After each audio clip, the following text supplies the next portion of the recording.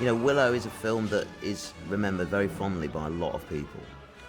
Everywhere I go, people say they grew up with the film, which makes me feel a bit old. I think it's a film that, you know, if you watched it when you were a youngster, you could watch it again now, and it gives you that kind of warm feeling of familiarity. And I think the real key to the film Willow, though, is this idea of somebody being able to achieve something against all odds. So the character of Willow, he's smaller than everyone else, but he goes and takes on this huge adventure. He's the unlikely hero. And that's kind of true of the film in a way as well. The character is an unlikely hero. Me playing a character like Willow, it's very unusual to have a hero of a film being short. Normally they're tall, dark and handsome. You know, I'm not tall, I'm not dark. You give me the handsome bit. Let me take you back a bit to when I worked on Return of the Jedi.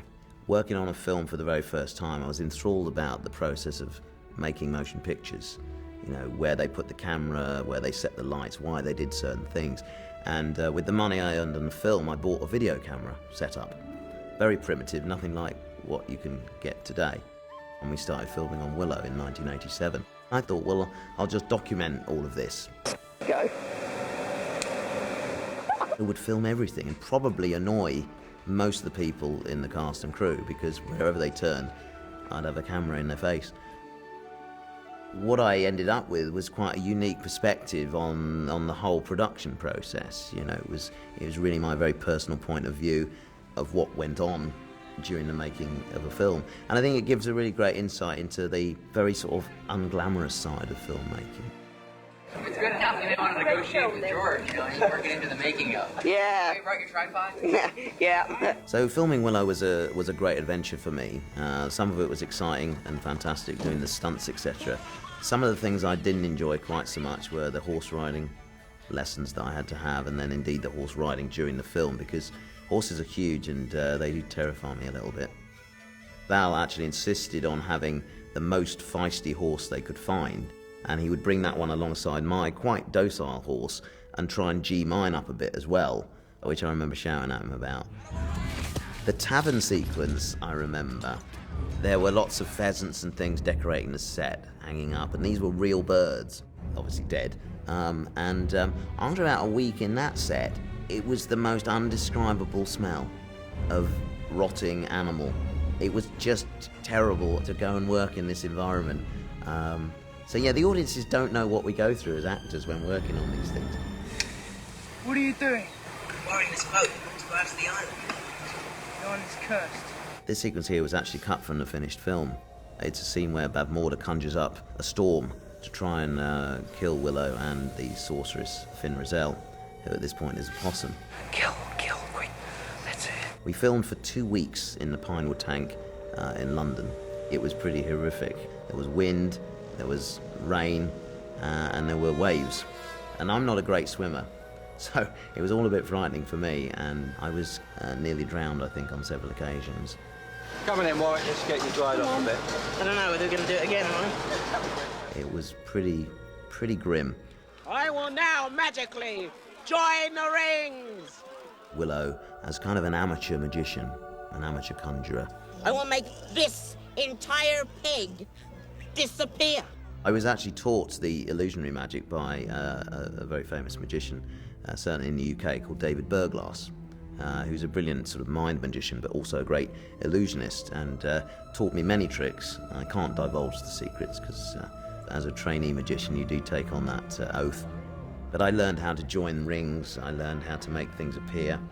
A trick that I'm particularly fond of was the actual flaming arrow through the log, through my arm. Because even doing that trick is slightly unnerving, because you can't quite imagine how it works, even when you're doing it. That is scary. It really is. Filming New Zealand was an amazing experience. A typical day would start with us leaving the hotel and going to the helipad, jump in a helicopter, and use them basically like a taxi service. I remember the very first time I went in a helicopter. I didn't know it was going to happen. I was just in makeup, and they said, "Oh, Warwick, we're going to pop you to set in a minute in the helicopter." And I said, "Sorry?" I said, "Yeah, in a helicopter, didn't you know?" I said, "No." I remember the first time it lifted off, that feeling of literally just going vertically straight up was just so peculiar. But it's one that became just very familiar. over the course of the shoot, and did save time because people that had to go up by coach, it took something like 2 hours to get to the set, whereas for me it was 15 minutes, dropped off, and away you go.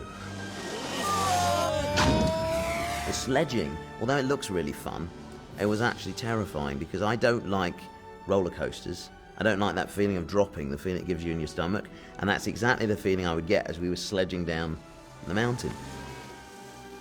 It was all very safe. We'd been towed by an expert skier who could literally ski backwards and hold a camera, and it was amazing. Speed is phenomenal. I managed to sit up all the way down this time and not ruin the shot. But it was just that feeling, and trying to act kind of heroic and have this kind of terrified feeling at the same time was pretty difficult. So I think I just ended up going with the terrified feeling and let the expression on my face, be real. So that's real fear that you see. There's no acting involved there. I'm going to do it one more time. It's full time. I'm going to have a heart attack next time. And it was cold as well. 1, 2, 3, snow! This is Willow. It's wet, it's cold, it's winter. It's Wales, it's wonderful. The whole sequence at the end, actually, in Bavmorda's tower, where she's trying to exile the baby into the netherworld, for about a week and a half to 2 weeks filming, it was raining indoors constantly. I still remember the call at the beginning of the take, like, roll cameras, start the rain, and then the heavens would open above the set. You'd just be drenched. It wasn't worth drying off between, because you would just get wet again straight away. It was pretty awful because this rain was recycled, so in other words it would fall to the floor and then they would drain it into tanks and then it would re-fall. So it was gradually getting dirtier and dirtier and more sort of disgusting.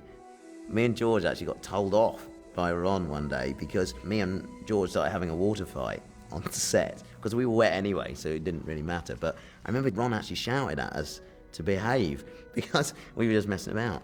And that's what's terrific about George, is his amazing sense of humour and sense of fun that he has.